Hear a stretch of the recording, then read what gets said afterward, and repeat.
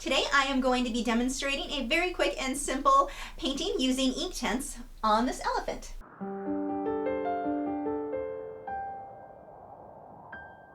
Hi, I'm Lisa, the artist behind Lachri Fine Art. Now normally the work that you guys see me do takes a very long time to complete. It's not very often that I'll do quick and simple pieces. But having spent so much time on the tiger from last week, and I'm currently working on a whole underwater scene in colored pencil for next week, which is going to take forever, I needed to do something quick to buy myself a little bit of time. The thing I wasn't prepared for is how much fun it is to take a break from doing super detailed work and just do something quick and simple. That quick instant gratification.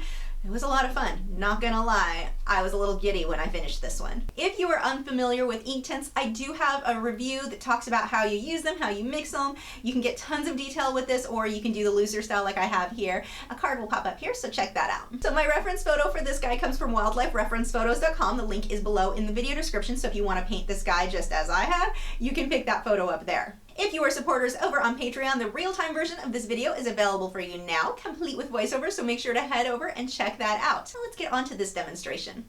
All of the supplies that I used for this one are listed below in the video description. So I am starting off, I have drawn everything out with a water-soluble graphite pencil. That way my pencil lines don't show through the finished painting. I'm being very, very loose. Notice that I'm keeping my lines in the grass very horizontal. You don't want a whole lot of vertical lines or diagonal lines, or it will not look like flat grass in the background. The same thing with the sky. I want to keep those lines pretty horizontal so it looks like clouds in the sky where I have variations within the blue. Once I get that blocked in there, I'm going to start building up my trees. I'm starting with the tree trunks here. And again, very loose, very messy, not trying to make anything perfect, adding a few little branches. Most of this is going to get covered later on with more of the tree leaves. I'm using a brighter green for the second layer. I've put some at the base as well, right above the grass, so that gives you that illusion of bushes. Now I'm going to work on the grass up front by the elephant, and I'm starting very light, and I will build up to my darker tones. Again, being very messy here. I don't want to have the same brush stroke over and over and over again, or it will not look realistic. That's a really big deal. You want to get variation in there. And I'm not trying to cover up all of what's behind it. I want some of the lighter green to show through. That's how I'm getting the depth of that grass. Same thing with the trees here. So I'm adding the darker colors, but I don't want to cover up all of the dark or the lighter greens behind it. Now I'm getting those little wispy grass marks here. A few in the background. And it's easier with Inktense to start lighter and build your way up to darker than the other way around. So starting on the elephant, I have switched to a smaller brush and I'm lining in all of the wrinkles. I know this is backwards from how you would see me typically work with oils or acrylics. Normally I would start with a base of a solid gray or something like that. But because of the way the Inktense are permanent, it works really well to just line everything out and then paint on top of it. You're still going to see these lines underneath the gray that I'll layer over it. Now, I'm not making sure that every single line is exact, not even close. I just want to make sure they're going in the right direction, that they're curving into the right direction. They're not just a bunch of straight random lines all over the place. I am paying attention to how they curve and where they build up, where they're heavier, clumped together versus more spread out. That's the sort of thing that I want to watch for on this one. So now I let those lines dry, and now I can come back on top with that gray color right on top of those. And you can still see those lines underneath.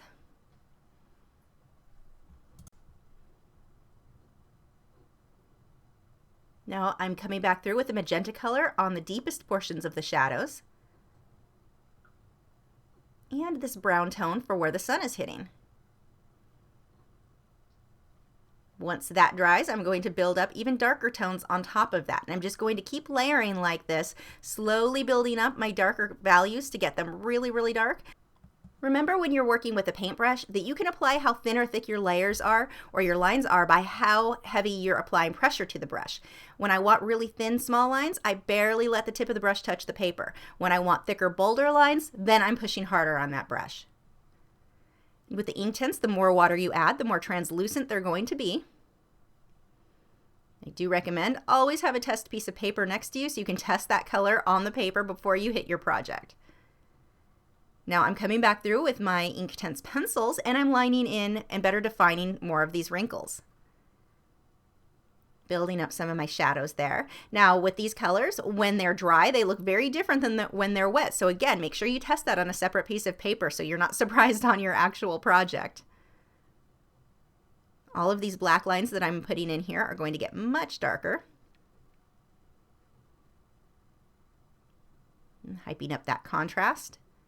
On something like this where it's very, very simple, that contrast is more important than normal. I mean, contrast is always important, but it's even more important here because I'm depending on that to get a fairly realistic look, not my details like I normally would.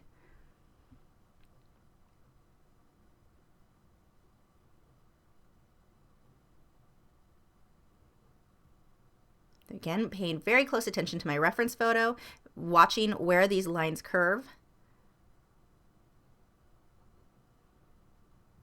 Most of these are all slightly curved. Very, very few of these are straight. Going over that with the water on the brush. There's no ink on the brush at this point, just water, but look how dark it makes those blacks. But when it dries, it's going to lighten up a bit, so that is something that you want to be aware of.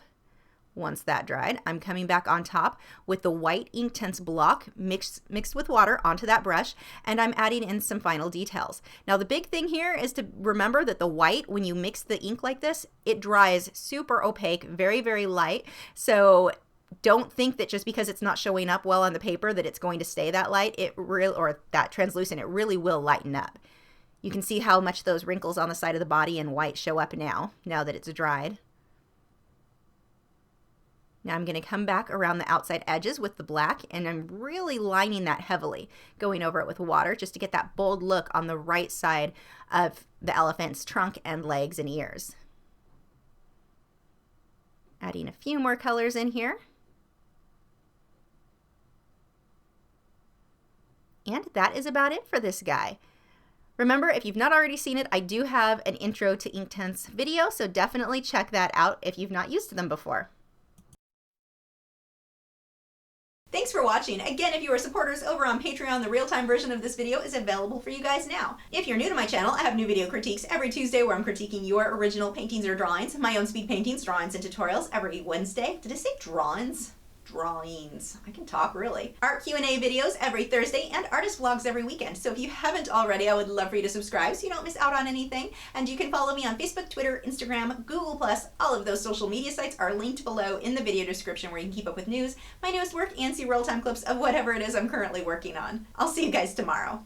Seriously, if you're like me and you do tons of detail work in your pieces, I recommend do one like this that is super easy and super fast. I had so much fun. I think I'm going to use the sketchbook that I got from the recent Smart Art Box, because that paper's really thick, to use Inktense to do just quick, easy little studies, because it was just such an enjoyable experience and so different from how I normally work.